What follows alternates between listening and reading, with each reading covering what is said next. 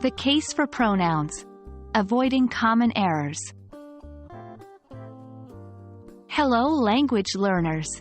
In today's session, we're going to tackle pronoun case errors. Yes, you heard it right.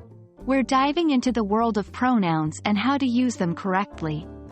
We all know pronouns replace nouns, but did you know they can also make or break your grammar? Let's get started. First things first, we need to know what pronoun cases are. Pronoun cases show us the role of a pronoun in a sentence. There are three types of cases: nominative, objective, and possessive. The nominative case is for subjects, the objective case for objects, and the possessive case for ownership. Nominative: I, you, he, she, it, we, they. Objective: me, you, him, her, it, us, them.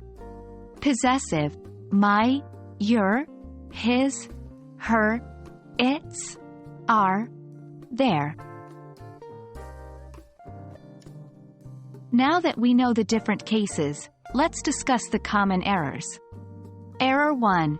Confusing nominative and objective cases. A common error is to mix up the nominative and objective cases. For instance, saying, him went to the store, instead of, he went to the store. Remember, use nominative pronouns when the pronoun is the subject of the sentence. Error 2. Misuse of pronouns after prepositions. Pronouns following prepositions should always be in the objective case. So, it's incorrect to say, between you and I. The correct form is, between you and me. Error 3. Wrong pronoun cases in comparisons. Errors often occur in sentences with comparisons. In, she is taller than me. Me should be, I, because it refers to the subject of an implied verb. She is taller than I am. So the correct sentence is, she is taller than I. Let's do some exercises to consolidate what we've learned. 1. You and I, me, are going to the park. Correct answer: you and I.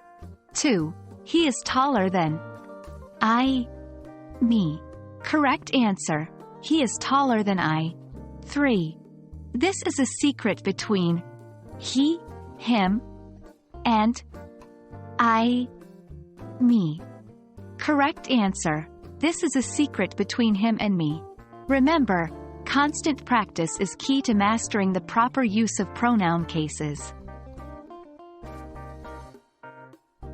And there you have it.